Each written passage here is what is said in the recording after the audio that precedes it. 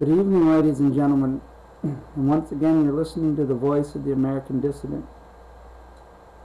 This broadcast, and many others, intend to prove to the American people and the world that there exists an organization known as the Illuminati. The Illuminati is a secret society formed by Adam Weishaupt in 1776. He was a professor of canon law in the University of Ingolstadt, Bavaria. Most conventional historians would tell you that it wasn't too many years after the Illuminati's founding that it collapsed, and nothing could be further from the truth.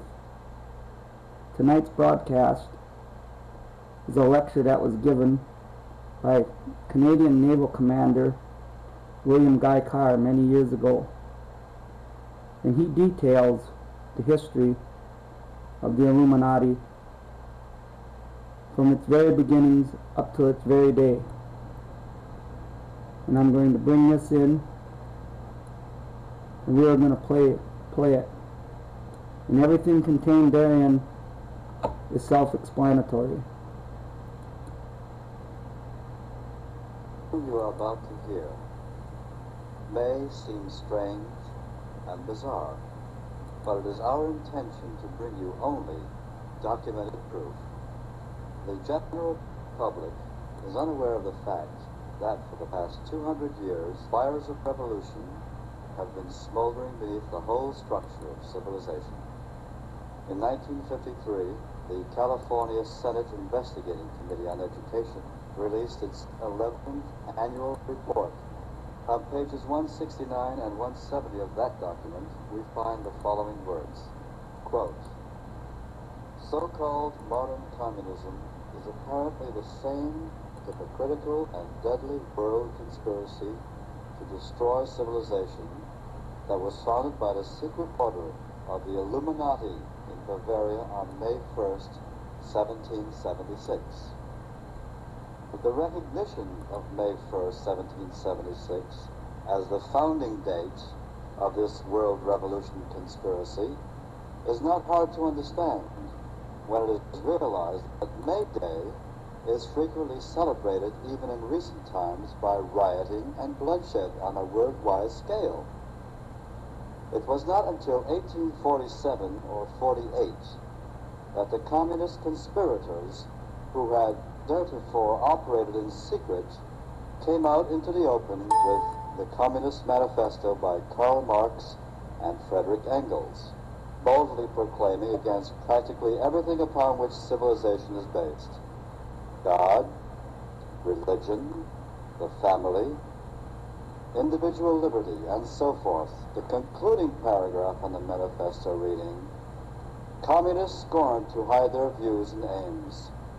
They openly declare that their purpose can only be achieved by forcible overthrow of the whole existing social order. Let the ruling classes tremble at the prospect of a communist revolution. Proletarians have nothing to lose but their chains. They have a world to win. Proletarians of all lands unite." In issuing this manifesto, the communist conspirators evidently believed the time had arrived when, with the aid of ignorant victims, a worldwide takeover could be accomplished. But there were not enough ignorant victims to manipulate them, and the expectant coup failed. The conspirators thereupon conceived a plan for the future of supplementing the long-established secret conspiracy in existence since 1776 with an unremitting public campaign for victims among the ignorant of all nations, and in an attempt to hide from view the underlying hypocritical conspiracy existing since May 1st, 1776, it was decided that, in such public campaign, the Manifesto of 1848 should be heralded as the founding date of communism, and Karl Marx falsely proclaimed as its author. So wrote the elected members of this California State Senate Committee in 1953. Here and there, lone voices have been raised to alert the world to the imminent dangers from this satanic conspiracy of the forces of darkness. Their voices have largely gone unheeded, and even many leaders of the so-called anti-communist movement have failed to grasp the staggering realities of this conspiracy within the conspiracy. One who saw the total picture was Commander William Guy Carr. This recording was taken from a speech delivered by Commander Carr in Chicago in 1958, a few months before his death. It was not Carr's intention to document the whole history of the Illuminati conspiracy in this speech, since a great many books had already been printed on the Illuminati, the world revolutionary movement, including his own books, Pawns in the Game and Red Fog over America. In this speech, Commander Carr sets forth the basic philosophical concepts behind the greatest mystery of all time, the revolutionary attempts to overthrow all governments and all religions in order to enslave the whole human race under a super one-world government ruled by satanic despotism. As an official lecturer for the Royal Canadian Navy, Commander Carr constantly warned large audiences in the 30s about the world conspiracy and the forthcoming Second World War. During that time, he wrote 7 best-selling novels. Some were selected to become part of the Royal Library, the Library of War Museum, and the Sir Millington Drake Library at Eton College, and the Braille Library for the Blind.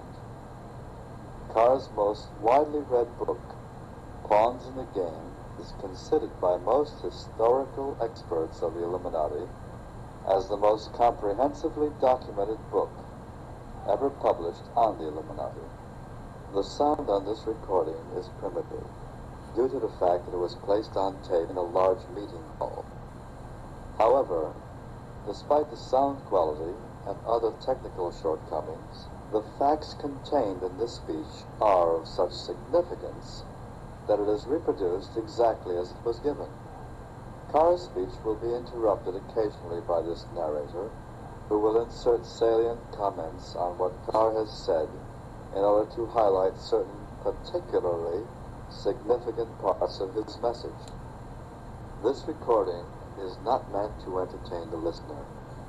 It is an historical recording of great importance about a conspiracy that has lasted for thousands of years.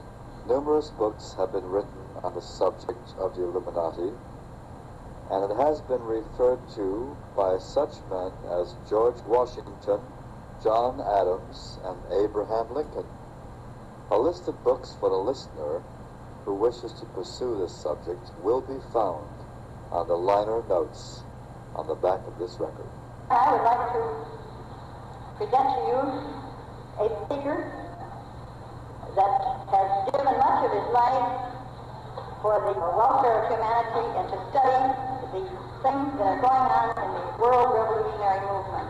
Our speaker this evening has a very wonderful way of presenting a message that is so badly needed, and I hope that each of you will listen with open minds and forget all prejudices and all bigotry. We have nothing to gain by hatred, and our speaker will certainly give us the reasons for that. And so at this time, we're very happy and proud to present the Commander William Guy Carr from Canada.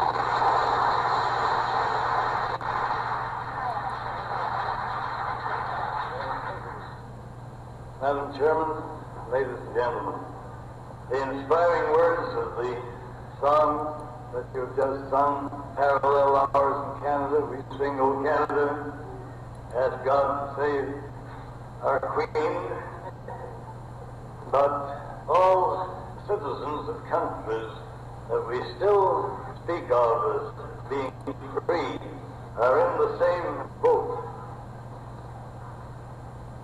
unless we be doers of the word as well as hearers, unless we translate what we say into action, I'm afraid we are going to suffer the penalty of our indifference. We have the words of the Our Father. Everybody prays it. Many times a day, in some cases, we say, Thy kingdom come, Thy will be done. But what do we actually do towards establishing God's plan for the rule of creation and putting it into effect on this earth? If we had, during the last 2,000 years, put those words into effect, the Luciferian conspiracy could not have developed to where it is today in its semi-final stage. Adam Weishaupt, who is a doctor of canon law at Ingolstadt University, revised and modernized the age-old conspiracy, and then reorganized the Illuminati and organized the Grand Orient Lodges to be their secret hiding place.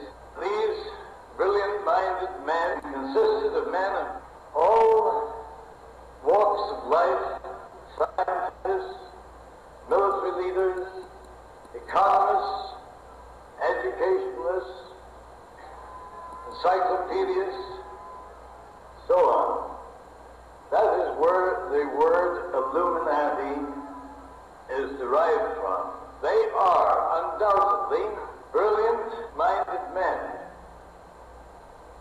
And unfortunately, they have become self-conceited, so swell-headed, that they actually believe that they know better than Almighty God how the universe should be ruled, and that is the struggle that's going on today.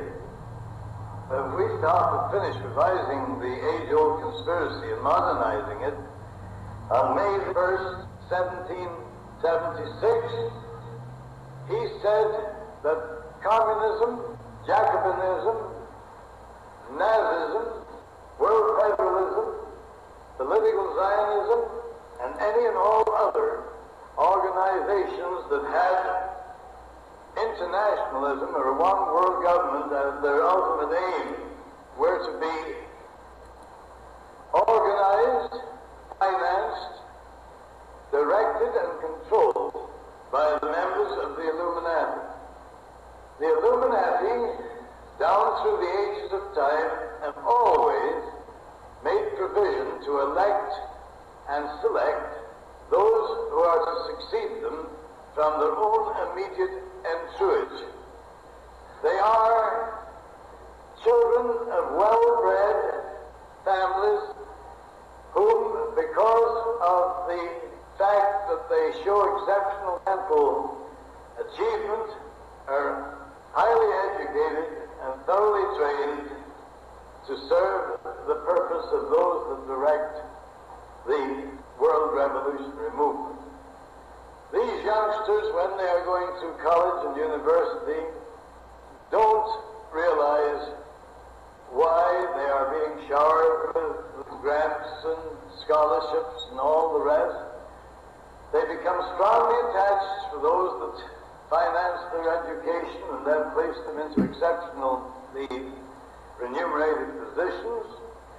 And it is useless to deny the fact that after these brilliant-minded young men have been educated under the tuition of men that represent themselves as one-worlders, that they are fully qualified to act as specialists, experts, and advisors behind the scenes of our government. Thus it is through these men whom we term agenteurs that the governments of your country and mine, since way back in history, have been made or advised or pressured into accepting policies that have always ended in recurring wars and revolutions. Because the principle on which the Luciferian conspiracy is based is the ability to keep secret their plans, and for the Illuminati and their agent tour to keep dividing the world's population into opposing camps in ever-increasing numbers, so that they can be armed, and after they are armed, they are built up to more or less equal in strength. We call that in military terms balance of power.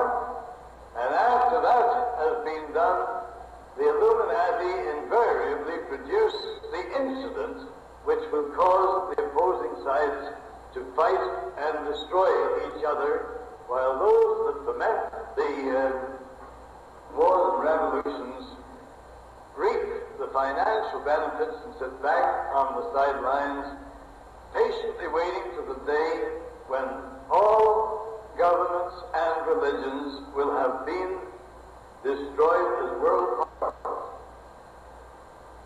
Westoff said that when this point is reached, then, for the first time, they will make known to the masses the pure light of the true doctrine of Lucifer and impose it with satanic despotism. What Weishaupt said in the 1700s, the latter part of the 1700s,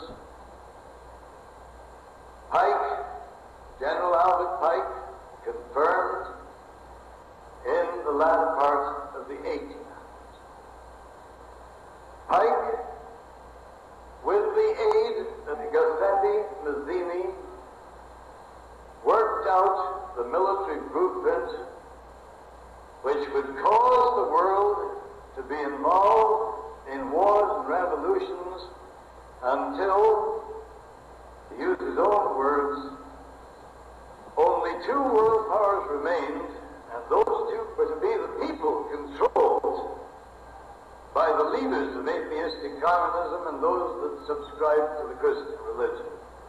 I know it is very hard for the average, decent, clean-minded citizen to realize that such a devilish, and I have used the word advisedly, diabolical plot has been in operation. But the scriptures, the Old Testament, is nothing more or less than the history of that conspiracy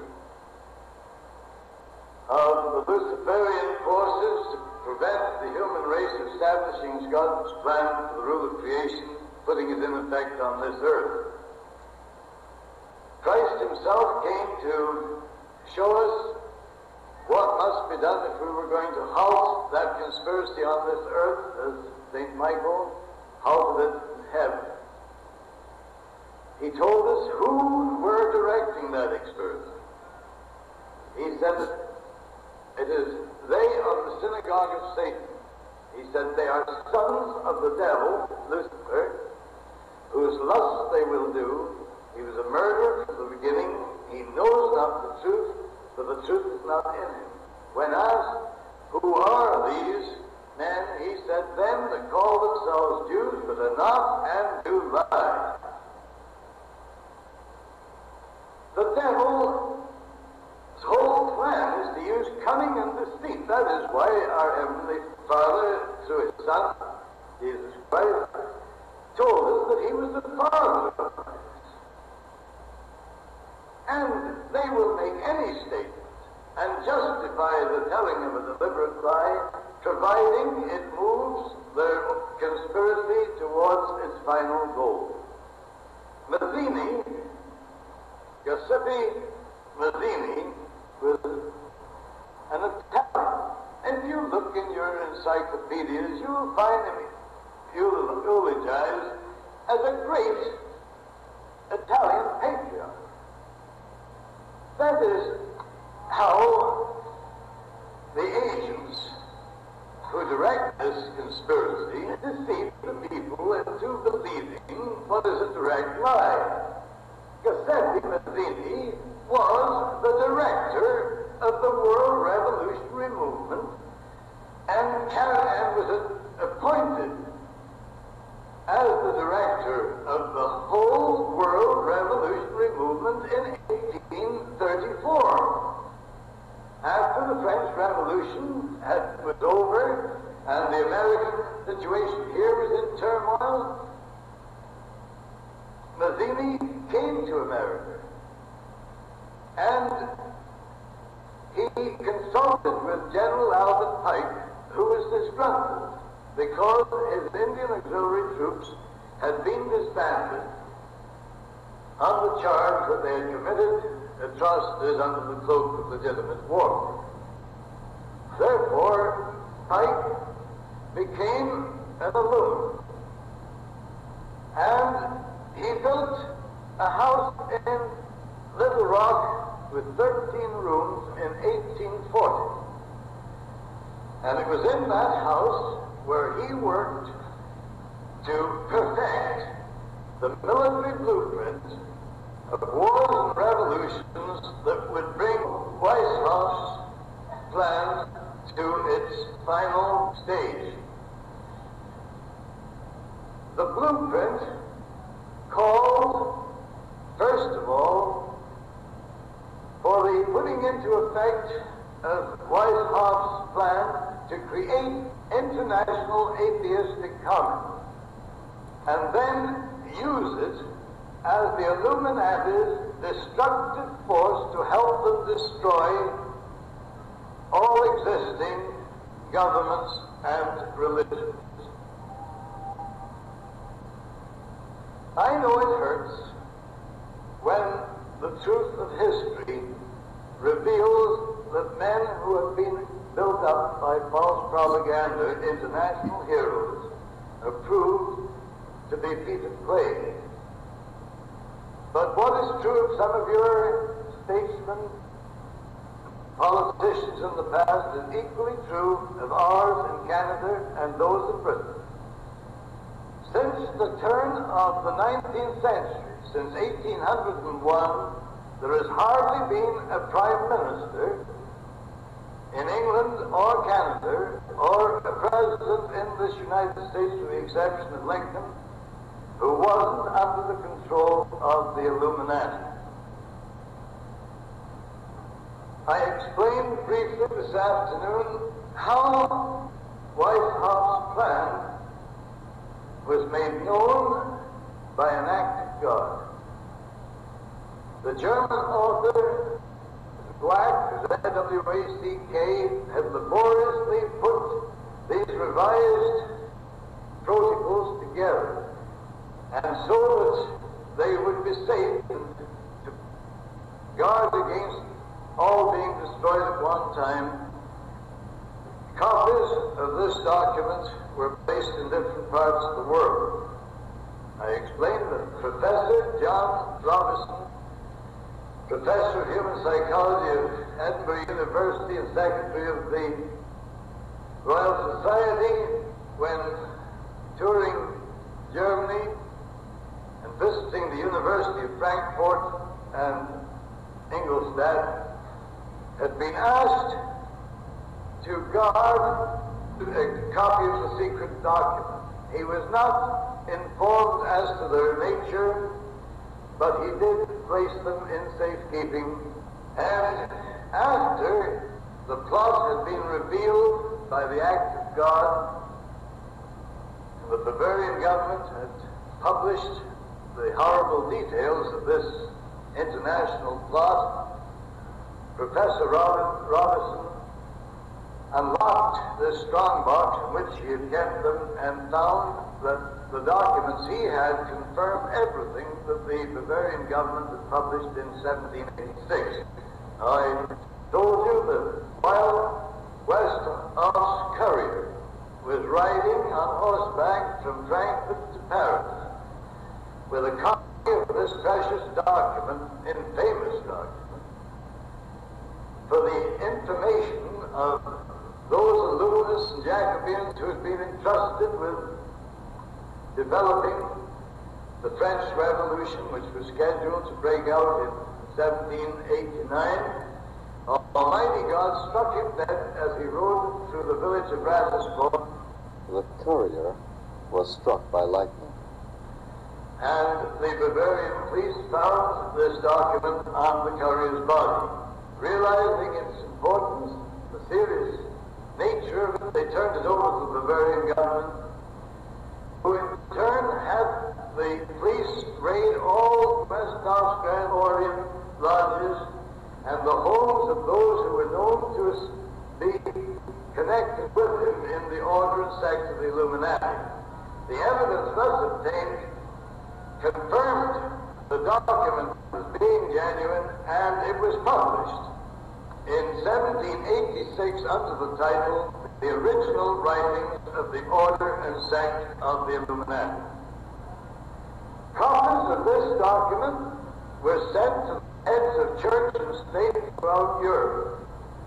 But such was the power of those experts, specialists, and advisors who had been infiltrated behind the scenes of government that they persuaded the crowned heads of Europe and the heads of church to ignore the warnings by telling them that it was part of a huge hoax, and if they took any notice of it, they would be brought into ridicule. When this plot was discovered, the Bavarian government closed the lodges of the Grand Orient, outlawed Professor Weishaupt, and disbanded the Illuminati. And with the devilish cunning with which they are inspired, Weishaupt pretended that the plot had come to an end and that he had become reconciled with God. But the word God can apply equally to Lucifer as it does to the Supreme Being that we worship. And that is why people are continually being deceived by the double talk of these people. Now, when the pressure had been put on the Illuminati in Europe, Thomas Jefferson, who was one of Weishaupt's great admirers, transferred the direction of the plot from Europe to America. I know that that's hard to say, but remember, we cannot judge Jefferson or any of those with whom he became associated. He may honestly have believed that only a one-world government would bring an end to continuing wars and revolutions. Or he may, and only he and his maker know it, have become a member of the order and sect of the Illuminati. It would appear that the latter is what happened. As 1789, Professor Robinson, whom I referred to before, published a book entitled Truth of a Conspiracy to Destroy All Governments and Religions. And in that book, and there are copies of the book right here in the United States at the present time, carefully guarded. This book has recently been reprinted and is included in the book list on the back of this record. John Robinson, who was himself a high-degree Mason, considered it was his duty to expose the Illuminati and their secret intentions, and he risked his life to publish that documentary.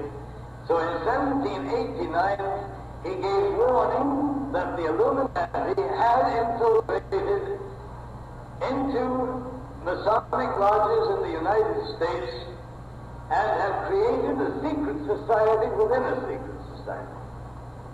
Now, let it be clearly understood that I am not making any charges whatsoever against the Masonic orders of the Scottish, the Blue Rights, or anybody else, because I know only too well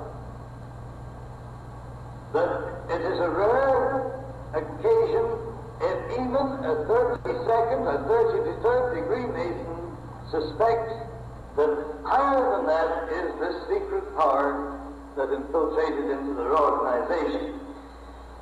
Now, to give you some additional proof to show how these conspiracies work, on July the 19th, 1798, David A. Carr, president of Harvard University, warned the graduating class regarding the influence Illuminism was having in American politics and religion. Thanksgiving Day the next year, 1789, Jedediah Morse preached against Illuminism. He warned his congregation and the people of the United States that the Illuminists cover their true purpose by infiltrating into Masonic lodges and hiding their subversive acts and intentions under the cloak of philanthropy.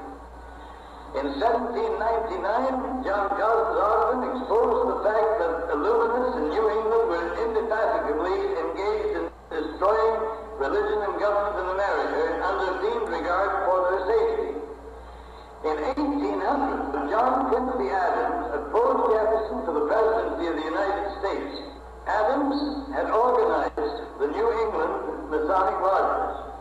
He wrote 3 letters to Colonel William L. Stone exposing Jefferson's subversive activities. The letters referred to are, or were, on exhibition in the Rittenhouse Square Library of Philadelphia only a few months ago. They are credited with having enabled John Quincy Adams winning the presidency.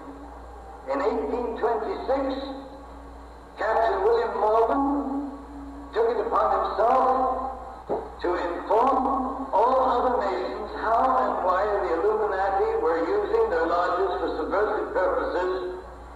The Illuminati delegated one of their members, Richard Howard, to execute Morgan as a traitor. Morgan tried to escape to Canada but was captured at the border and murdered.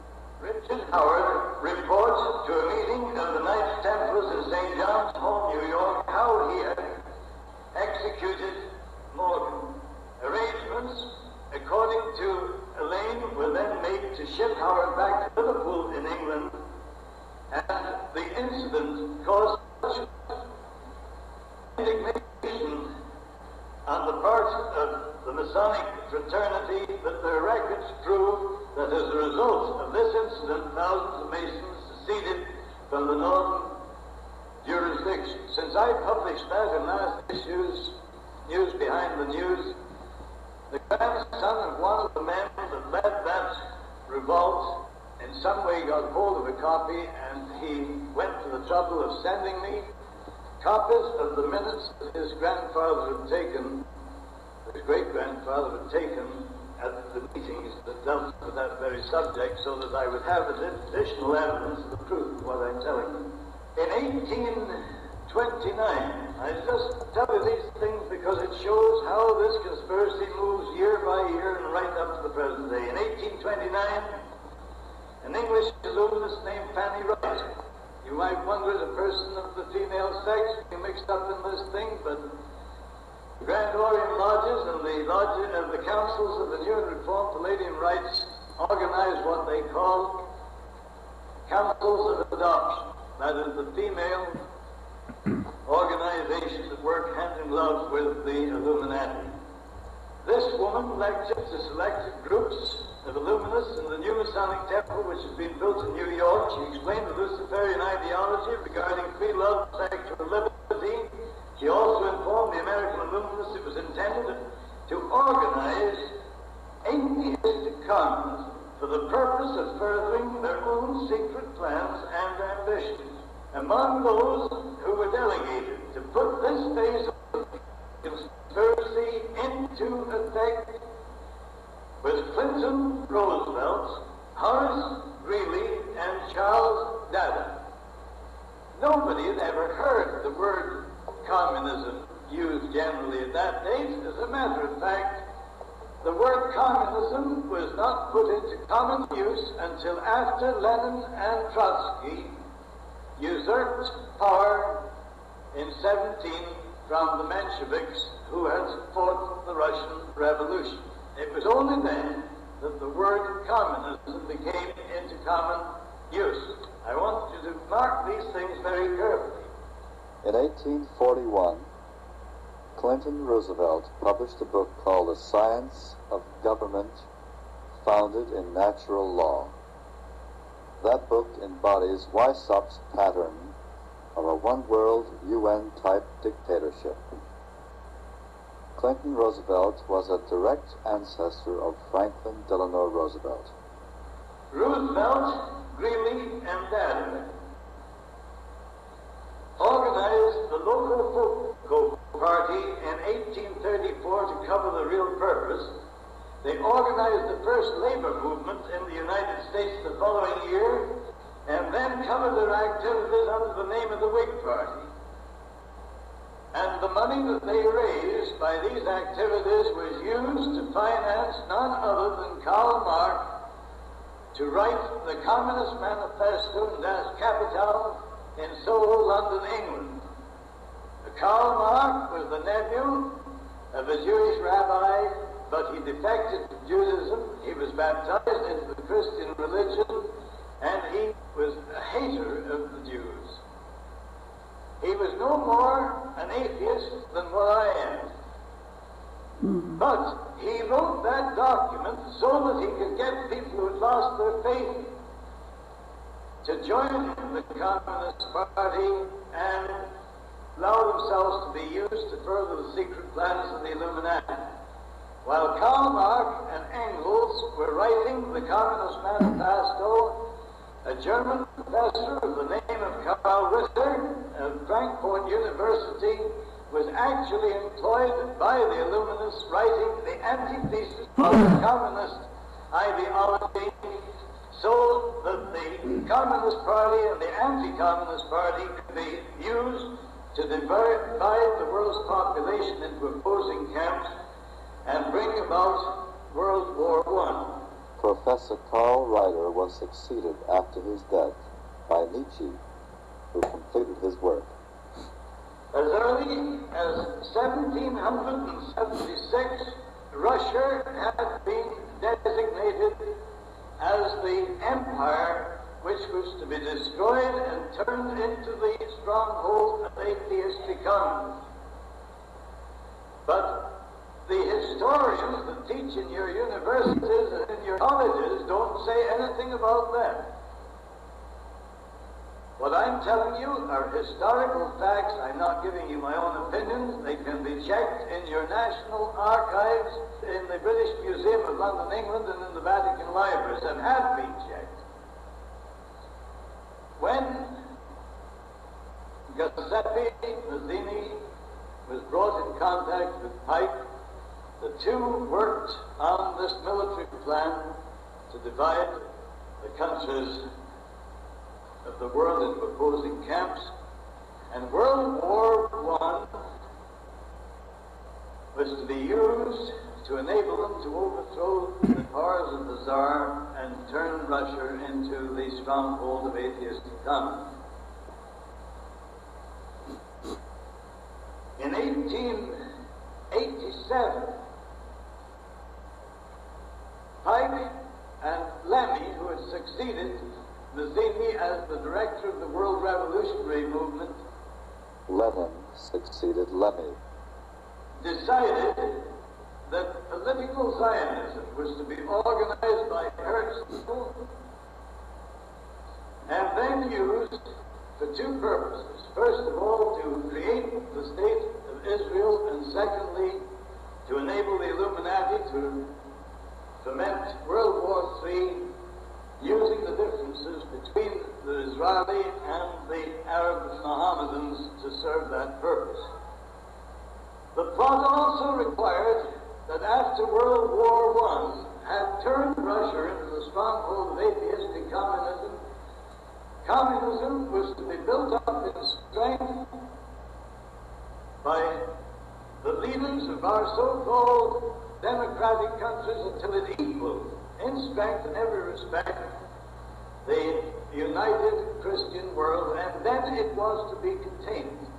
and it was to be contained until the last.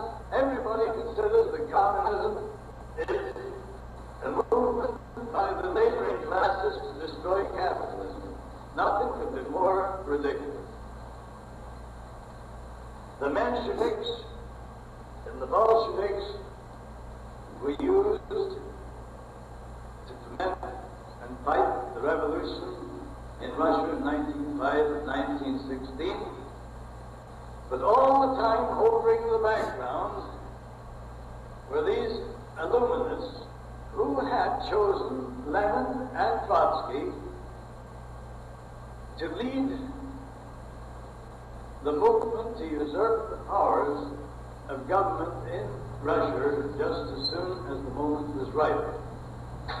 Now, in 1916, the international bankers of Britain, the United States, Germany, Sweden, and France met in Stockholm for the purpose of deciding the final details of the Russian Revolution, and they were joined by Henry Ford.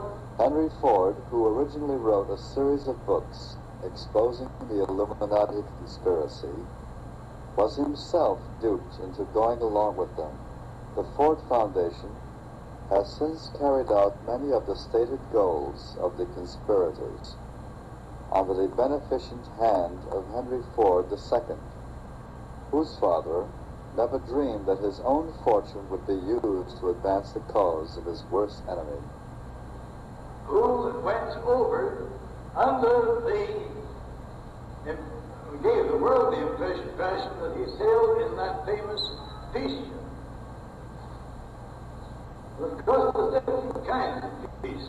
We know that the communists today are talking peace, but that they mean the peace that will be had when all other opposing forces have been destroyed. The average communist doesn't know that he also is to be destroyed in the final phase of the conspiracy. And it was by making these facts known to the leaders of the Communist Party in Canada that we split the Communist Party right down the middle in 1957. We supplied them with copies of a letter that Albert Pike had written to Mazzini on August the 15th, 1871, the year before Mazzini died, and that exposed the whole diabolical aspect of the conspiracy. Lenin and Trotsky were not atheists. Lenin had been initiated into the order and sect of the Illuminati in Switzerland, where Trotsky was initiated. I'm not familiar, but this will shock. British intelligence knew exactly what was being planned, and so did your American intelligence officers, because they reported all the details of this secret meeting in Stockholm to the governments, just the same as I reported that secret meeting that happened on St. Simon's Island, February the 14th this last year. No notice was taken. The powers behind the scenes of the government are too strong to even allow your government, which you so proudly say is of the people, for the people, by the people. And ours is just the same. But the fact remains that they deposited $50 million to the credit of Trotsky in the Bank of Sweden. And while that was being done, Lenin was being given safe conduct from Switzerland to Russia with 38 top-level revolutionary leaders in a private car supplied by the high command of the German government. And that movement from Switzerland to Germany, it's Lenin and his party, was organized by the brother of Paul Warburg, who drafted your Federal Reserve legislation in 1910 and had it put into effect in 1913. His brother was chief of the German intelligence staff and negotiated the transfer of Lenin and these top-ranking illuminists into Russia. Now, Trotsky was building up his group of revolutionary leaders on the east side of New York, and when he sailed from New York to Sweden, British Navy intercepted the vessel and took Trotsky and his fellow revolutionary leaders off the vessel, landed them at Halifax and confined them in the emigration sheds and put them under the guard of the Northwest Mounted Police, as they were known in that day. But that didn't suit those that are directing the world revolutionary movement. Mackenzie King, William Lyon Mackenzie King, who had been educated and trained as a member of the Illuminati because his father had been a revolutionary leader in Canada, a brilliant, cold-blooded, professional politician, became Minister of Labor in Canada in 1907. He was doing the work of the international conspirators as far back as that date. When World War I broke out, or was about to break out, Mackenzie King retired from the Canadian government and took the position as head of the Rockefeller Department of Public Relations. Now, when we had captured Trotsky and his fellow conspirators, and they had been placed in detention in Halifax, Mackenzie King was sent by the Rockefellers to Ottawa, and he issued the ultimatum that unless those men were not only released but given safe conduct to Sweden, the United States would cut off all financial and other aid to Britain and France. President Woodrow Wilson, who said time and time again, "I will not let our boys die on foreign soil," was a stooge of Colonel Edward Mandell House, an errand boy for the hierarchy of the Illuminati in America, the Rockefellers, Bernard Baruch, Jacob Schiff, etc. Wilson wired the British government demanding that Trotsky and his men be released, or the United States would not enter World War I as agreed upon. So, to prevent defeat, we took the lesser of two evils, and Trotsky was put on board another ship, and we had the humility of escorting that man to the entrance of the Baltic Sea. These are the things that of international intrigue that's going on all the time, and you're not allowed to know a thing about it. As soon as the war was over, well, I'm not going to go into all the details of the Russian Revolution, but you know that Trotsky and Lenin did take over the powers of government in Russia. Now, there's a lot of people talk about 98% of those men that went with Lenin and Trotsky into Russia to usurp the powers of government being Jews. That's a perfectly correct statement if we use the word Jew as it is generally used. But remember this, they entered Russia in the August and September of 1916. When Lenin died in 1924, there was not a single member of the First International of the Communist Party left alive or out of exile, except one or two who were initiated as members of the Illuminati. All the others, after they served their purpose, were liquidated, as happens to everybody that serves the Illuminati, whether they know it or not. As soon as they have served their purpose, they're wiped out with as little compunction as you and I wouldn't swat a fly. Now, the Nazism, as had been founded by Professor Carl Ritter, the same year, 1848, that Karl Marx wrote the Communist Manifesto, had to be used to foment World War II for the purpose of destroying the German Empire and reducing the the strength of the British Empire, so it was no longer a world power. And we'll know that that is exactly what happened.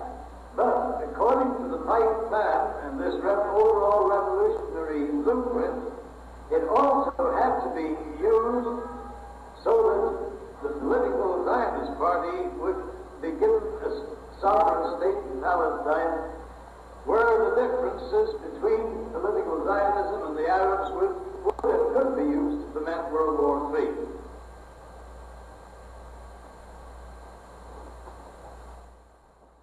The Treaty of Marseille was deliberately written in such a manner that it facilitated those who were directing the world revolutionary movement starting World War II when they thought the time was right. You'll find all kinds of documentation in there, secret messages passing between the heads of your government and ours. And let me tell you this, some friends of mine, high-ranking British officers, and some of your own countrymen, did everything within their powers to try and prevent World War II breaking out. They knew the details of this conspiracy as I'm explaining it to you. They went to Prime Minister Chamberlain and they told him that if he allowed World War II to break out into a hot and shooting war, that it would be continued until Britain had been destroyed as a world power. They even convinced Chamberlain of the truth of their statements. And that is why he went to Munich and came back with his umbrella and a piece of paper saying peace in our time. But then Chamberlain was maneuvered into a position where he had to declare war to keep the promise to the Polish people over the Carr incident. But you know that the first months of that war, we referred to it as a Polish war. Chamberlain and the Premier of France had agreed that they would not bomb any German targets other than strictly military targets. That didn't suit these bloodthirsty international gangsters. That was too slow. So they gave orders that Chamberlain had to be got rid of, and Chamberlain didn't know what to do. He told Commander Ramsey, very highly decorated officers in army intelligence, and a man who was a member of Parliament for the People's Church of Scotland, he said, if you will only get me definite evidence of what is going on behind the scenes, he said, I will put a stop to this war. Ramsey approached a man in the American embassy, and he told him, if you will only give me copies of the secret correspondence and signals that was passing between Churchill and Roosevelt, and let me have them just long enough to show the Prime Minister, he says, we'll end this war. And that clerk, that cipher clerk, did as requested in the hope that by so doing he could prevent World War II being developed into the Holocaust that it was. That man was Tyler Kinsey.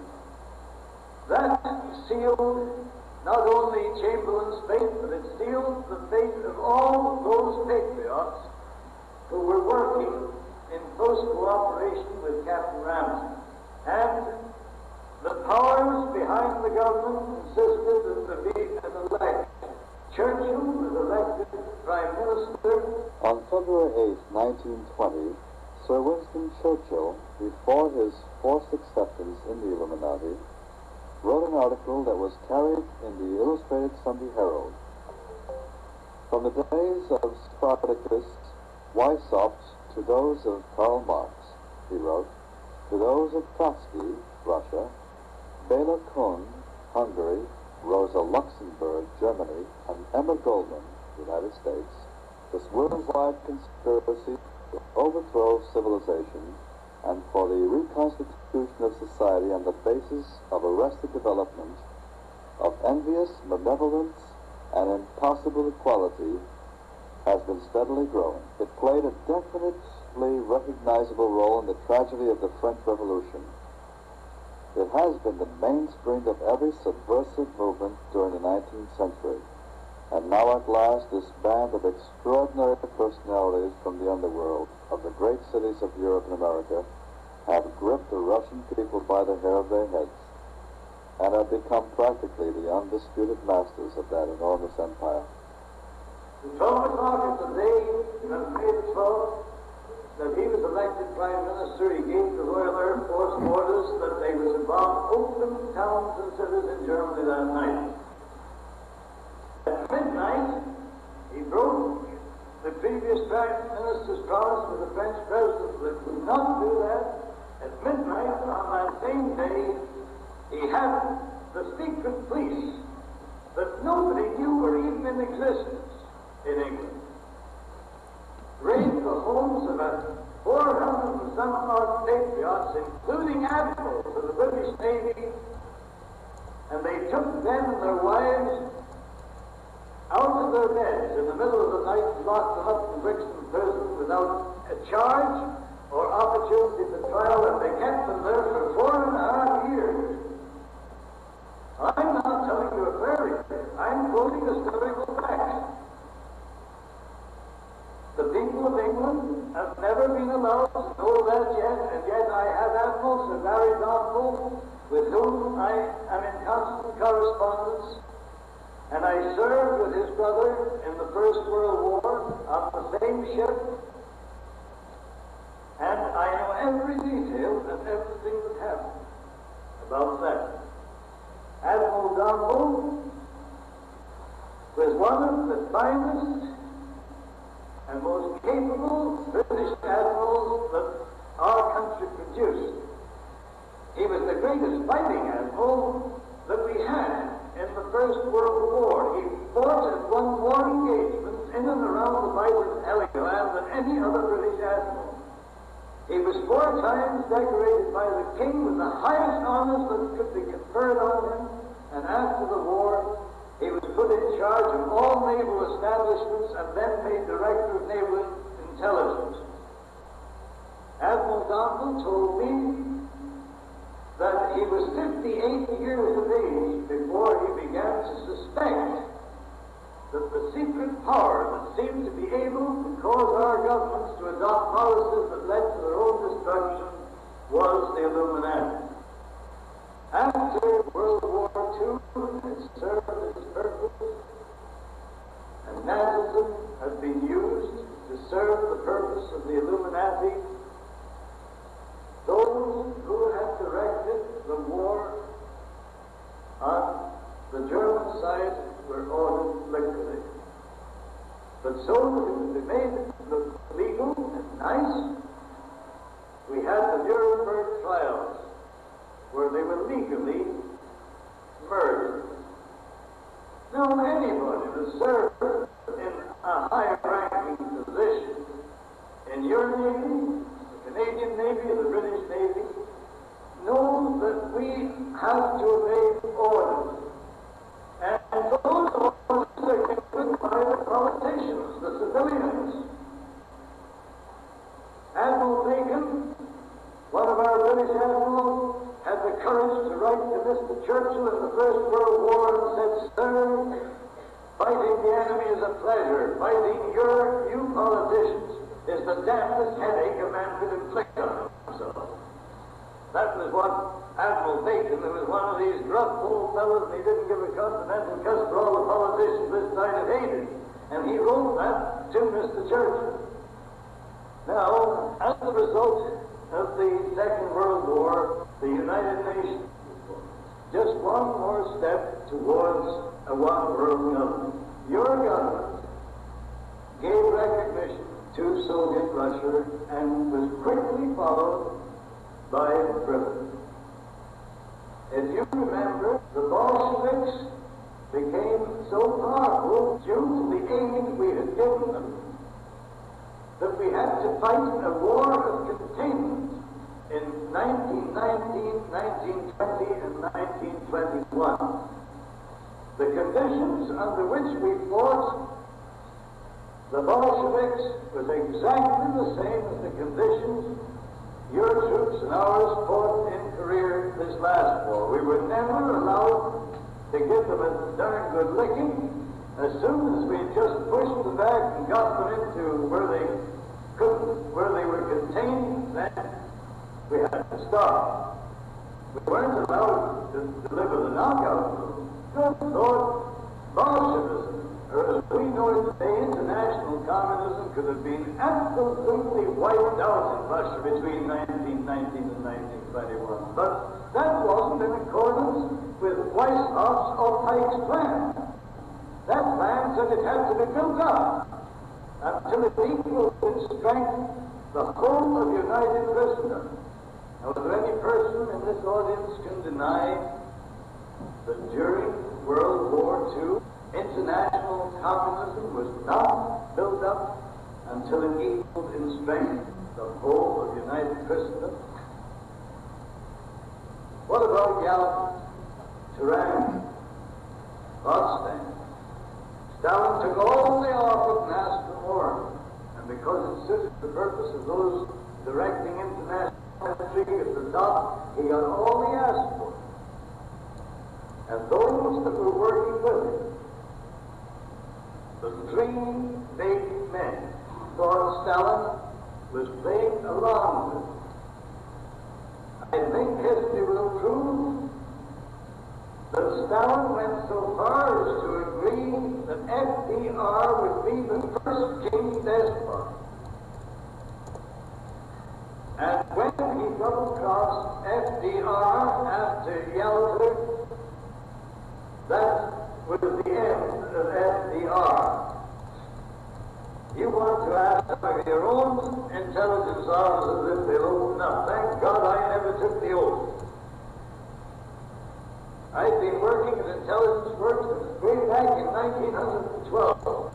And on every occasion that I was brought into the intelligence department, I begged off taking the oath, and because there was no difference of opinion between my senior officers, Admiral S.S. Jones and these other admirals I've mentioned, they never required me to take the oath. And that's the only thing that lets my tongue loose so I can speak.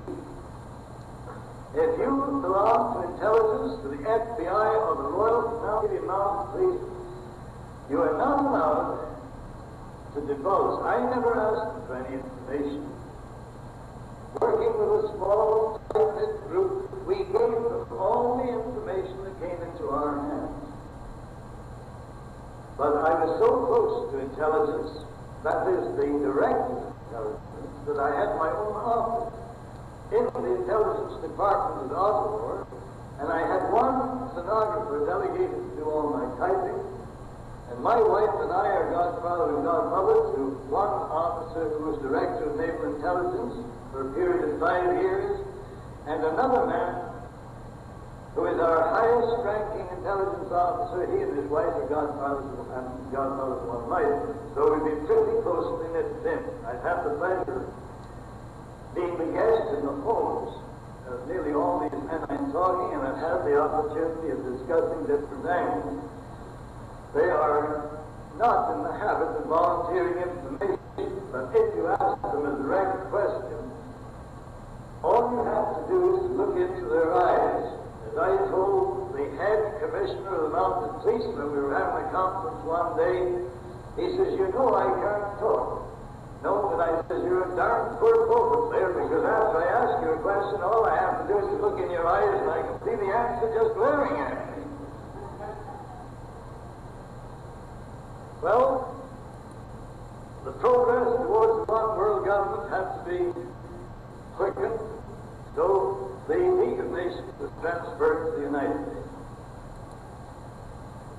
Going back to where I began my story and told you that this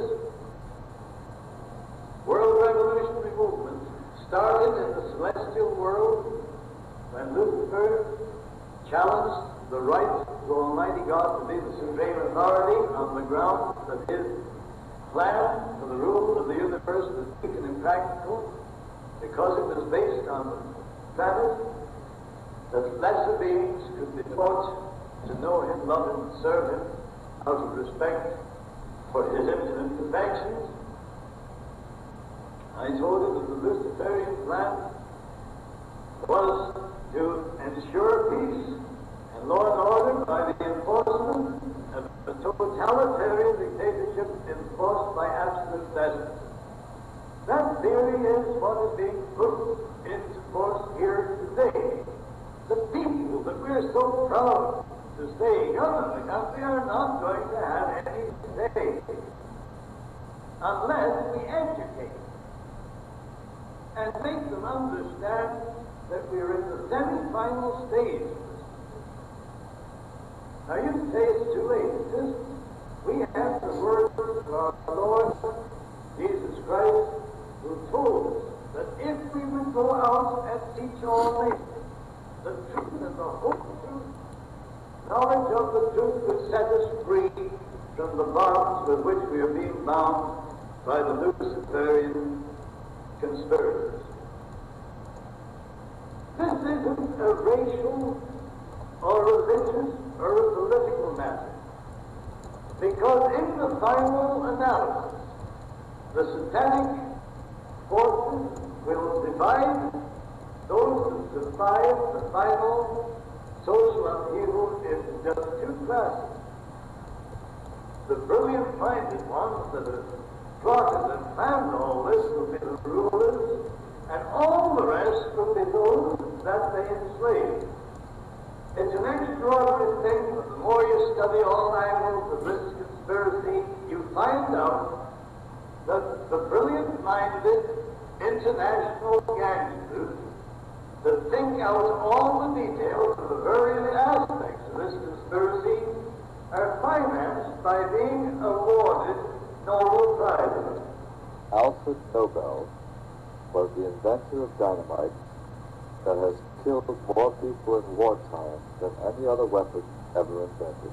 The Nobel Peace Prize has been won by such men as Linus Pauling and Martin Luther King, and the Peace Prize is an instrument used by the conspirators to carry out their work. Our Reverend Mr. what's his name, the Methodist minister, he was given $45,000 to work inside the religious thing. Not long ago, Bertrand Russell was awarded the Nobel Prize for his book, The Impact of Science on Society. I know Rod Chisholm personally. He was the Minister of Health for Canada before he was appointed as Canada's Chief Delegate to the United Nations. He hadn't been very long in the United Nations when he was named President of the World Health Organization, which you know by the three letters WHO, WHO. After he had put the internationalist brains, put their ideas into actual practice within the World Health Organization, he then was made director and president of the United Nations Mental Health Organization. Rod Chisholm says there's only one way to use the human capital. He says reduce the whole lot to one common denominator. Interbreed them, mix them up, get one great big mass of mongrelized humanity, and then put them under the yoke of absolute slavery, and he says you won't have any more wars through evolution. Well, that's sound logic. If the ruling class that consider they know better than Almighty God how to rule the universe get away with what they're working at, all the rest will be classified as goyim. And the word G-O-Y-I-M does not mean Gentile. It means human capital. That is the definition of that word. This play of words is confusing everybody. The whole diabolic plan depends on the agents of the Illuminati causing bigotry, hate on religious, political, economic, any other nature, so that they can get us divided because of each other's throats. I mentioned that when this conspiracy is developed to the final stage, that is after World War III, that the greatest social capitalism the world has ever known is to be provoked by the Illuminati. Before I read you Pike's letter of instruction to Mazzini, telling him exactly how this final phase was to be put into operation, I just want to mention that World War III was scheduled to start Christmas week, 1957. I had called that shot years and years. You'll find it in the books that were published years ago, so I just couldn't think it up out of my head tonight. I said that if we permitted World War III to be developed as intended, the year 1960 would be the year of no return. You'll find those statements in my book. I have no reason to withdraw them or even to follow them.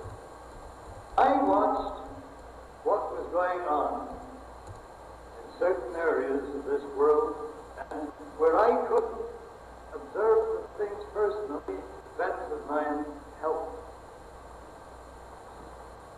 Weishaupt and Pike both said that those brilliant-minded international gangsters that were determined to enslave the lesser beings were to provide for their own safety and protection by establishing sanctuaries before each of the succeeding wars broke out. And that pattern has been maintained ever since the French Revolution, which broke out in 1789. In no revolution, be it the French revolutions and the Spanish revolutions, the Spanish revolutions, the German revolutions, the British revolutions, your American revolutions, the Austrian, or any other revolution, have any of the members of the Illuminati or their families been harmed, nor has their properties. They were always safely hidden away in sanctuaries. That is why Switzerland was the biggest sanctuary of the lot. It was made of neutral countries, so those directing both sides of the wars could meet and discuss how they would continue them or bring them to an end. With the advent of the atomic bomb, they just didn't know what to do, because before they could let the masses use atomic weapons of nerve gas to destroy themselves in still greater numbers, they had to know what part of the Earth's surface was safe to their own miserable hides. They couldn't afford to get contaminated with atomic fallout, or to be burnt with nerve gas, which means dead. So what did they do? After the two bombs were exploded on Nagasaki and Hiroshima, they started a series of explosions all over the world. Britain, Soviet Russia, Australia, the United States, whose governments are all controlled at the top by these devils in human form.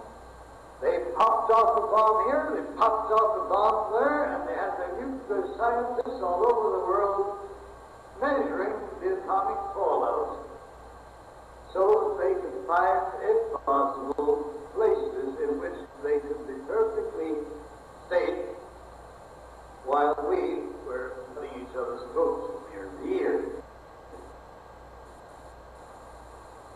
It is not generally known, but Germany could have won World War II hands down. But they were not allowed.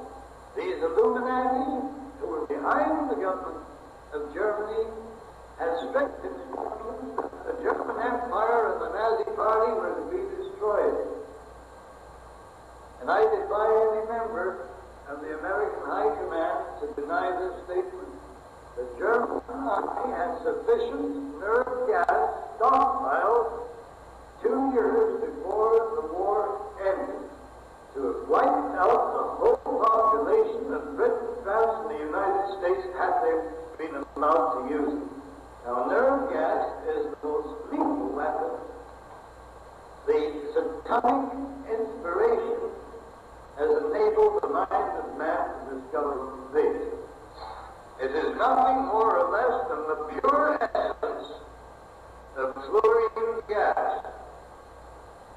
And it is so deadly and so devilish in its characteristics that if one single drop, even though it be highly diluted, comes in contact with the flesh of any living creature, it will travel along the nerve trunks and paralyze the breathing apparatus and thus cause death. There is only one antidote to that, and that is atropine.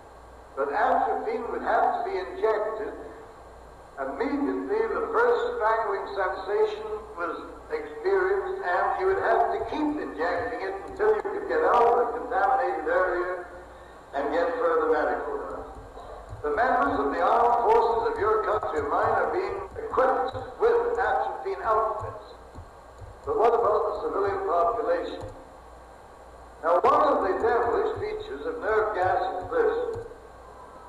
You can wipe out the population of Chicago or New York or any big Canadian city and not do $1 single worth of property damage. Now, all this nonsense about the fear of atomic bombs is just getting the masses into a state of fear that they'll go off half-cocked and agree that it's essential to contain Russia or something else to have another world war. These men that have the wealth and the power in their hands and secretly administer that power behind the scenes of government are not going to destroy billions and billions of dollars worth of property when they can take over by using a few dollars worth of fluorine gas. They call it nerve gas because they figured it would interfere with their idea to promote fluoridation. And the public got to know that nerve gas is nothing but the pure essence of fluorine gas in gaseous form.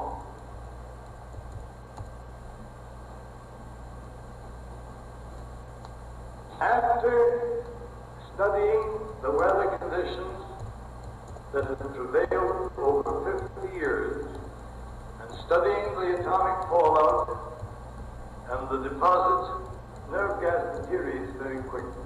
48 hours loses its deadly characteristics, and an invading army can move into a place that has been sprayed in 48 hours. But there is a residue which collects in the clouds and is brought to Earth the same as what atomic fallout is by precipitation, rain. Now, in 1955, the year that I was starting to publish these two books, the scientists had reached the conclusion that one part of the world that was safe was that area bounded by southern Florida, the islands of the Caribbean Sea, and the British West Indies. As soon as that was secretly known, all the big multi-millionaires started the most intense building operations this country has ever known. The chairman of the Aluminum Company of America, Mr. Davis, bought 10,000 acres on the island and proceeded to turn it into one of the most luxurious hideaways where he and his top level. Members of the Illuminati could live in peace and luxury while we were wiping each other off the face of the earth. Britain was so concerned about the increase of population in the West Indies that they financed the movement of around 250,000 West Indians out of the islands and moved them into England and Canada, paid their fares, and told them it was to improve their conditions. Now, E.P. Taylor, who owns and controls the brewery interests of Canada, Hoffman, Bronfman, who controls all the distillers in Canada, and who are no more Jews or Zionists than what I am, but they control the movement at the top, and a group of their international gangsters that control the Canadian government's policy just as another group controls yours. They formed a syndicate. The first ante was $15 million, and they started to build palatial resorts throughout the West Indies and other islands of the Caribbean Sea. A bunch of your Chicago financiers and others extended Miami right down until it reaches now to Key West. All this happened after what's being called the safe area. It's a good job my nurse, when I was a kid, dropped me on my head, because she developed such a pump of curiosity that I've never recovered from it yet. And knowing what was in the wind, I had to go down there and see for myself what was going on. That is what took me down to Florida in the February of 1957. And what did we find? They were organizing water transports between the islands. They were taking cargo ship loads of preserved and tinned foods and stockpiling them throughout the area. They were building great big water condensers, so in case of drought or lack of precipitation, they can have the sea water turned into drinking water.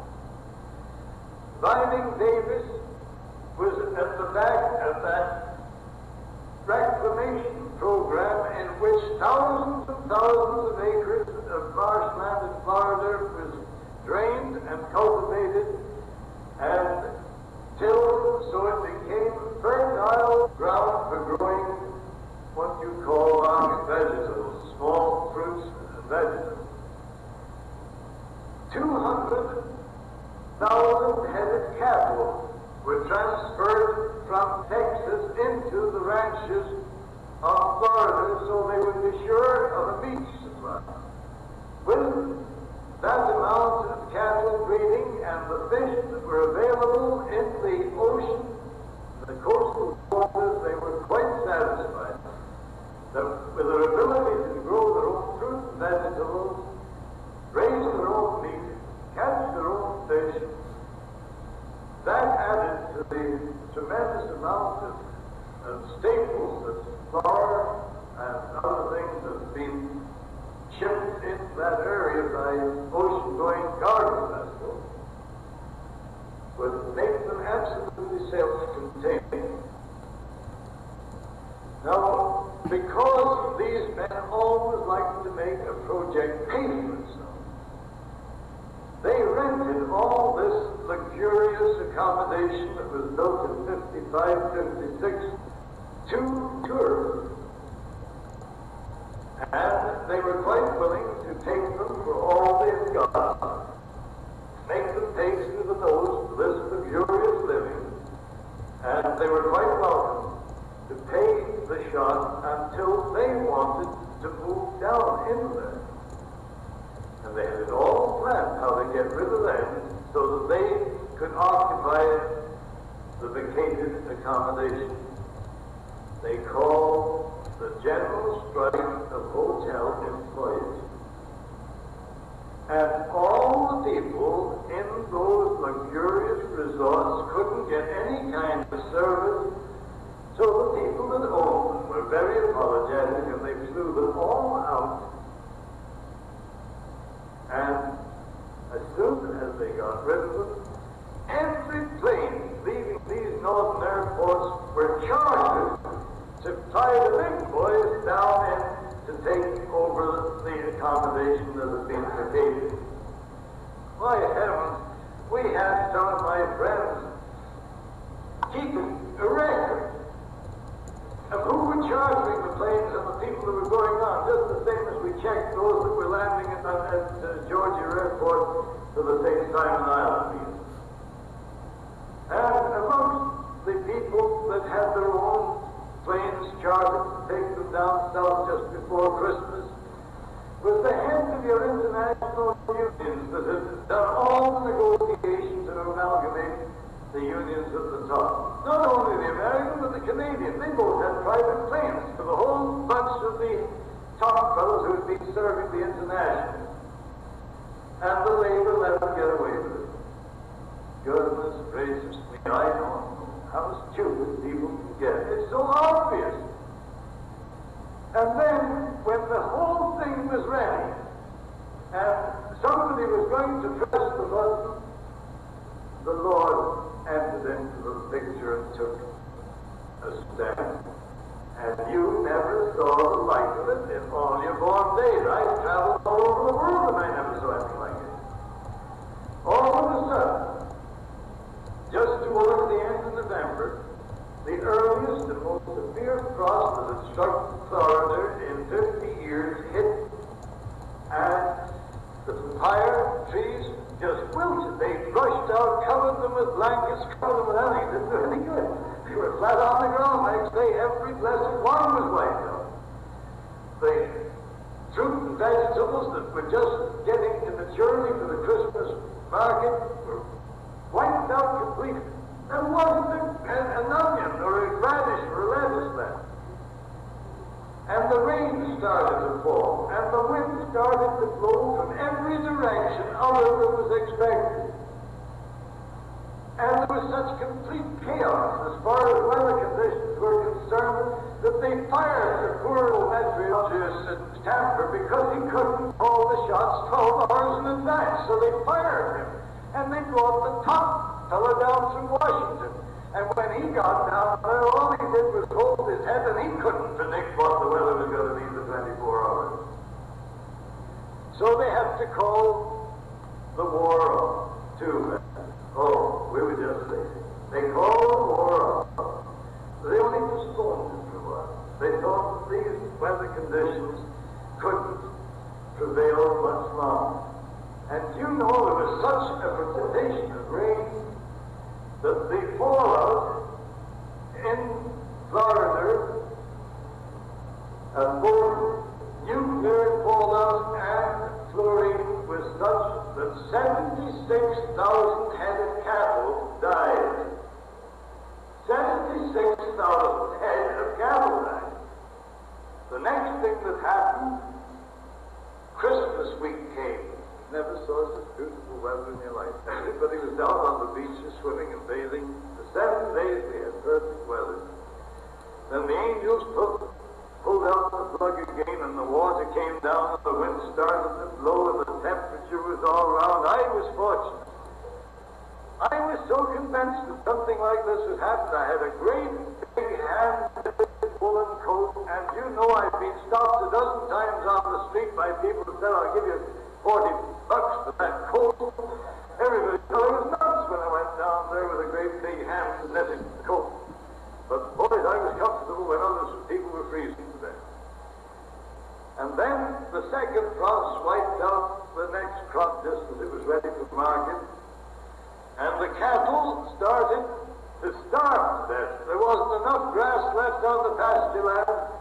And before they could organize an emergency feeding program, they had to pull the grapefruit crop and take those great big wagons that carry about 10 tons and dump them in the pastures, and the cattle were so hungry they just crushed grapefruit to keep alive. And that is a truth, and there's thousands of people who can support that statement. Then the most mysterious thing of the whole episode happened. The fish that were so abundant in the coastal waters, in the islands and around the coast, they disappeared to the Lord knows where, and he won't tell. You couldn't catch enough fish in a couple of hours to supply 5 or 6 families, and when the fishing boats would go out and bring great big cargoes of lovely fish in. They couldn't find the fish. They even put electronic devices in their boats and went out 300 miles to sea to try and locate the fish shoals. No good. 40% of those that owned commercial fishing boats and charter boats went bankrupt and the financiers took over their boats. 40%. Then, just to make sure that there wouldn't be any none, in the beginning of 1958, as the third crop was ready for the market, the Lord sent another frost to wipe that. It was the latest frost that's ever been recorded. So we poor suckers that were down there getting the information found ourselves paying 35 cents a head for lettuce and 29 for pieces of cucumbers and so on, all the way down the line. Man had to buy the food that we people needed there from California and Mexico, and all that's what happens down in Florida. But the scientists said that the fluorine which fell down was brought down out of the clouds by the rain, and that it is accumulated from the smoke from chemical factories, that the smoke had gone up and lodged in the clouds, and these unprecedented downpours of rain had released it and dropped it on the grass and the pasture. Well, I don't believe that, because I know that they were frantically taking tests of Spanish moss and every other thing. I had doctors that I could rely on, and they were watching all these tests, and they just did not know what was to happen. The United Nations was taking up the matter of stopping a proatomic test because of this atomic fallout. That is what's going on in this world. Now, we started to show that the conditions which we experience today started in the supernatural world are conducted by men who are inspired by the satanic forces. Their purpose is to prevent us putting God's plan into operation so His will can be done here in heaven and what have you today in the United Nations. God has been kicked out of politics, and the name of God is rarely used except as blasphemy or oath on the lips of foul-mouthed people. But the Scriptures tell us that God is a jealous God, and I'm quite sad that He has taken measure of the satanic forces that work in this world, and the feverish haste with which they are trying to bring their devilish plan into its final stage shows that they think time is running out. Now, it's all very well saying, well, don't worry, God will look after it. God has a habit of helping those who help themselves. He told us that if we were hearers of the Word and not doers of the Word, it would avail us nothing. If the truth has been made known to us, it is our duty to pass that truth on to as many other human beings as possible. Because whether or not we can halt this devilish conspiracy before God has to intervene to save all flesh being destroyed or not, by making the truth known to our neighbors, we can at least open their eyes and make them realize what is going on so they too can become the elect of Almighty God. That is the duty. We will not be judged according to the results that we achieve. We will be judged according to the amount of effort we put into serving His holy will during the term of our life on this earth. There, ladies and gentlemen, you have a picture. Now, I just want to read this in conclusion. Albert Pike, on August the 15th, 1871, wrote a letter of instruction to Mazzini, telling him what I have told you, and his concluding paragraph reads as follows: "We, the Illuminati, shall unleash the militant and atheists, and we shall provoke a formidable social scandalism, which in all its horror will show clearly to the nations the effect of absolute atheism, origin of savagery, and the most bloody terms.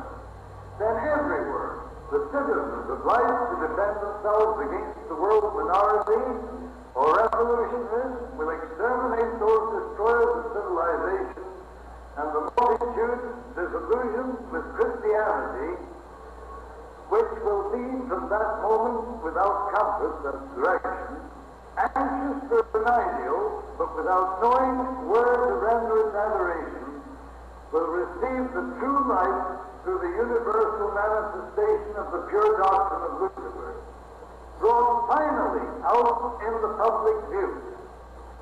A manifestation which will result from the general reactionary movement which will follow the destruction of Christianity and atheism, both conquered and exterminated at the same time.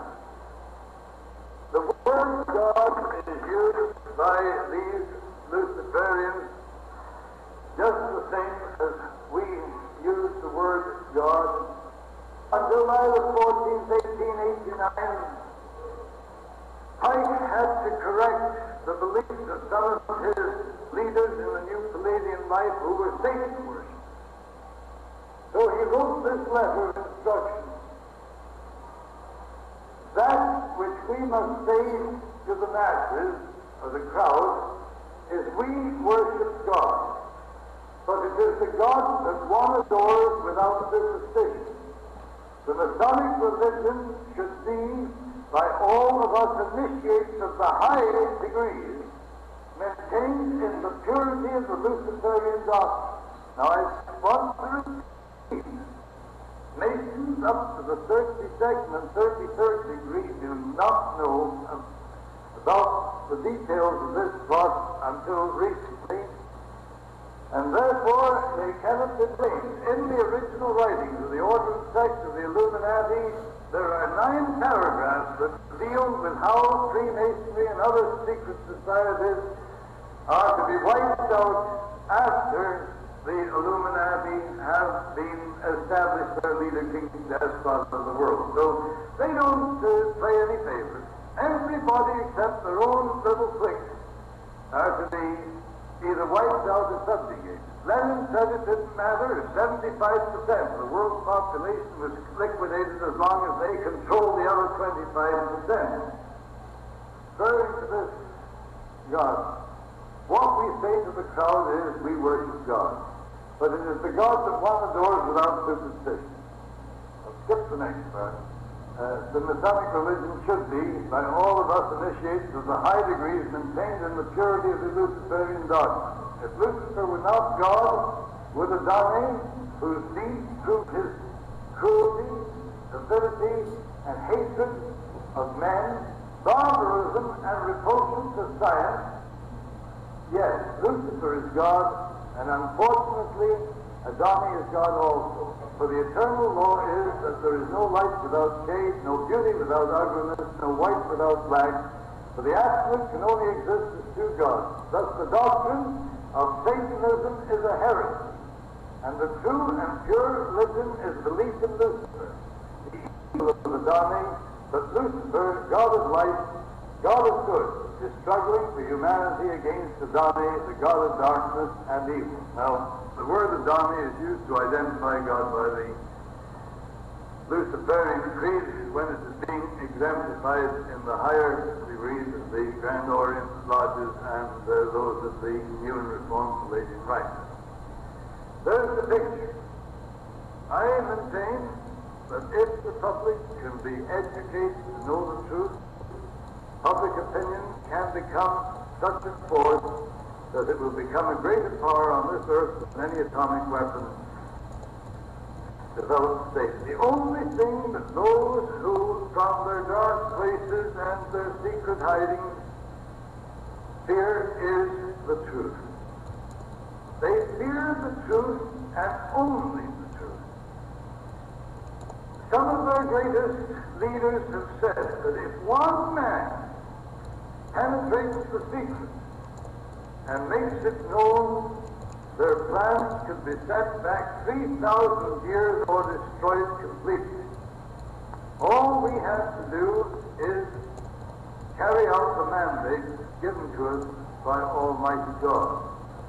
If we don't, we'll all, Americans, Canadians, British, and all those that call ourselves free, will find ourselves in the same pot, being stirred up in a beautiful, delicious devil's brew. And those scenes will reduce us to one common mass of mongrelized humanity by the application on an international scale of artificial insemination. Bertrand Russell, on page 49, 50 and 51 of his Nobel Prize-winning book, The Impact of Science on Society, says that less than 30% of the females will be selected for breeding purposes and less than 5% of the males. And the breeding will be the same as on the stock farm. It will be strictly limited and selected to fill the requirements of the state. That's what they're basically, that's what is at the back of this integration and all the rest of it.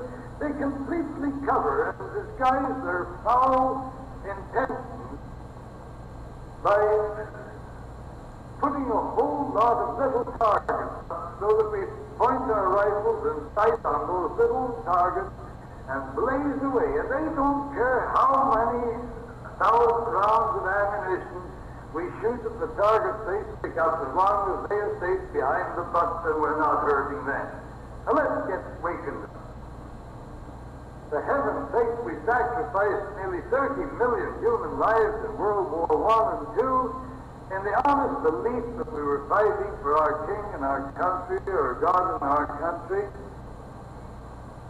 And if we were willing to risk our lives on the battlefield or on the seas or in the air, surely to goodness the courage of the early martyrs hasn't disappeared completely. What are we afraid of? What's causing us? And those that are supposed to be leading us, particularly those in religion, why are we not told the whole truth so that we can use the intelligence that God gave us and decide, as He intends us to do, whether we accept His plan and obey His law or literally go to the devil? A number of listeners may be interested in obtaining the various publications mentioned on this tape of Commander Carr. Points in the game, the best part over America, and proof of a conspiracy are all obtainable from Emissary Publications, 9205 Southeast Clackamas Road, Clackamas, Oregon, 97015. Thank you very much.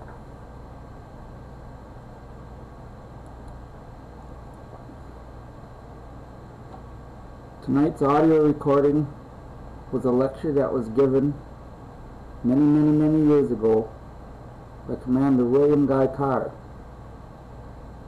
an admiral in the Canadian Navy. Excuse me. This lecture was based upon one of his best-selling books, Pawns in the Game. Another one of his books that you should obtain and read is Satan, Prince of This World. In future broadcasts, I will be bringing you more audio recordings, among those Myron Fagan, Eustace Mullins, Anthony Sutton, and A. Ralph Epperson. The history of the Illuminati, ladies and gentlemen, is well chronicled. Their story and their influence on history cannot be denied. We are living in serious times, very dangerous times. The school shooting in Connecticut a little over a week and a half ago is a direct result of the influence of the Illuminati. They are a diabolical organization that must be exposed. Broadcasts will continue all over the internet in an attempt to wake up the American people and to wake up the world. You see, they have a plan. They planned 3 world wars, and they are setting the stage for the 3rd World War to begin at some point in our future. They also plan on wiping out 7 races of human beings off the face of this earth. I would suggest that viewers Google the Denver International Airport and view the murals that are painted therein. It details excuse me, it details the future of the human race. Also, the whole plan is, as I've said and I will say on every broadcast, to disarm the American people, to disband our armed forces, and to place everything under control of the United Nations. Excuse me for my listeners, I'm a little bit sick. I've come down with a bug. I recommend many other books that one should obtain and read. Among those are The Unseen Hand by A. Ralph Epperson, The New World Order by the same author, The New World Order, The Ancient Plan of Secret Societies by William T. Still, En Route to Global Occupation by Gary H. Carr, Scarlet and the Beast in 3 volumes by John Daniel, None Dare Call It Treason by John Stormer, None Dare Call It Conspiracy by Gary Allen. And in a future broadcast, I will have a complete audio series of that book by that author. There is no conspiracy, ladies and gentlemen, as Mr. Carr believed. It's always been out in the open for anybody that chooses to look. The vast majority of the American people are asleep as to what is going on. Not 1 in 10,000 Americans understand the occult, understand symbolism, and understand the real agenda that is taking place. And to prove to you that I know and that I've studied, have any of you ever taken a look at the names of the space shuttles? The Columbia, the Enterprise, the Endeavour, the Atlantis, the Discovery, and the Challenger. You see, the Illuminati, they speak in codes. They plan everything by dates and by symbolism. The Columbia symbolizes the District of Columbia, Washington, D.C. The Endeavour is the labor required of their initiates. The The Enterprise is the name that they gave their work. As a matter of fact, the CIA and most major intelligence operations call whatever they do the Enterprise. The Discovery is a rediscovery of the ancient wisdom that they so long to possess. The Atlantis is the philosophical empire which will be built upon the ashes of all the sovereign nations on the earth, particularly the United States. So when you put these names of the space shuttles together, you will come up with Columbia in a great enterprise will endeavor to make the discovery of Atlantis. And the Challenger, ladies and gentlemen, what happened to the Challenger? The Challenger was destroyed, wasn't it? The Challenger symbolizes those of us who are awake and who are trying to awaken others that will challenge the New World Order. And it wasn't long after, I believe it was in 2005, that the Columbia was also destroyed. They destroyed the Columbia to signal to the people of the world that the United States will fail and collapse as they have planned. They will collapse the economy in America. They will collapse the economies of the world. They will disarm the American people. They will round up all people that they deem threats to them, and they will place them in many hundreds of FEMA camps that they have all over the United States.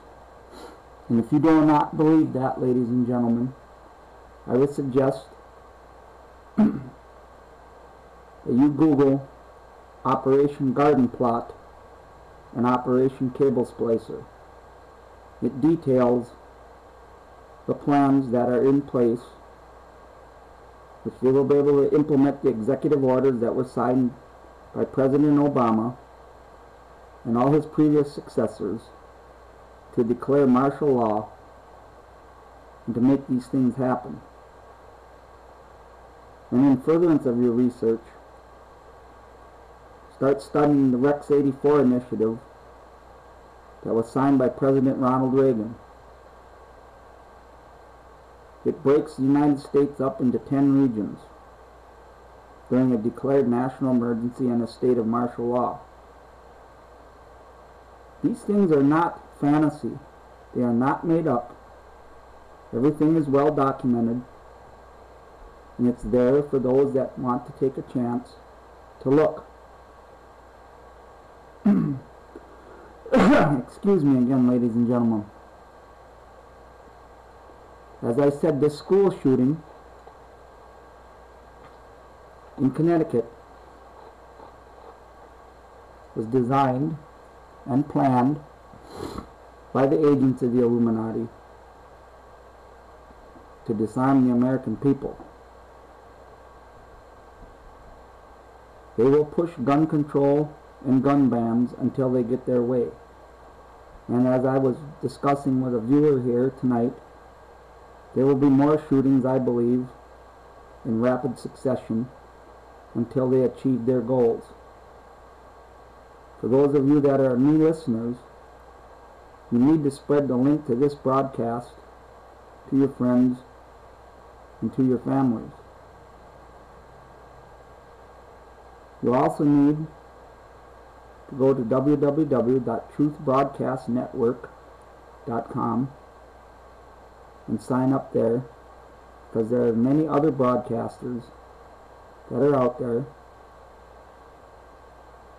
that are trying their best to awaken the people of this world to the dangers that we're in. Another website that I believe that you should visit is www.williamcooper.com. There you will find many, many good documents in PDF form that you can download for your use, and you can spread this information all over the internet. Another book that I believe that people should read is the United Nations Conspiracy, and another one concerning the United Nations is The Fearful Master, a second look at the United Nations. Some of these books are not available in PDF on the internet. It will take your diligence and your perseverance to find them in used bookstores or thrift stores. If you want to dig up information, ladies and gentlemen, go to every used bookstore you can in your area. Go to every thrift store. Go to every garage sale. You never know what you're going to find. I found many, many, many books that I've used in my research over the years simply by visiting garage sales and thrift stores. The Illuminati and their agents, they're seeking to remove all of these books from general circulation. I suggest that everybody join www.worldtruth.org. My research is there. You can friend me there. My name is Jeffrey Whittla, Jeff Whittla, on that site. Friend me on Facebook, Jeff Whittla. I have all the information that you need uploaded to some of the groups that I belong to, and I have many things uploaded to World Truth. We are entering very precarious times, very sad, very frightening times. We have a small chance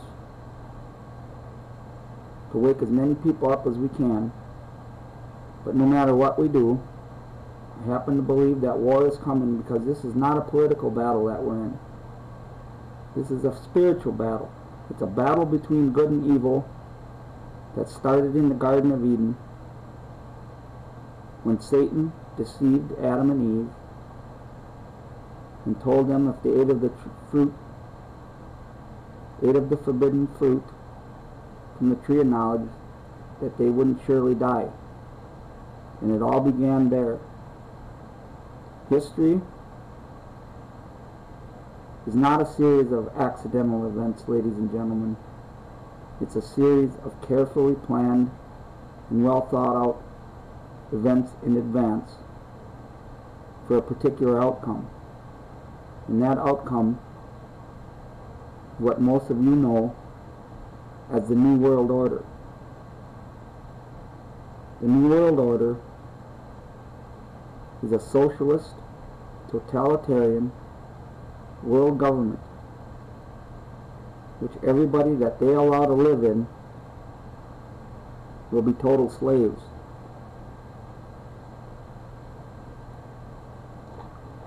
As I said, we have a small chance yet to awaken as many people as we most possibly can in order to build our numbers, because the battle lines are being drawn, and they're being drawn rapidly. Do whatever you can to awaken your friends and your families, and prepare. You need to arm yourselves while you still can, because they will ban the possession of firearms in the United States of America. And that will happen very soon. So tune in again. I'm live every Saturday, 7 p.m. to 9 p.m. Central Standard Time. Thank you, and we'll see you again.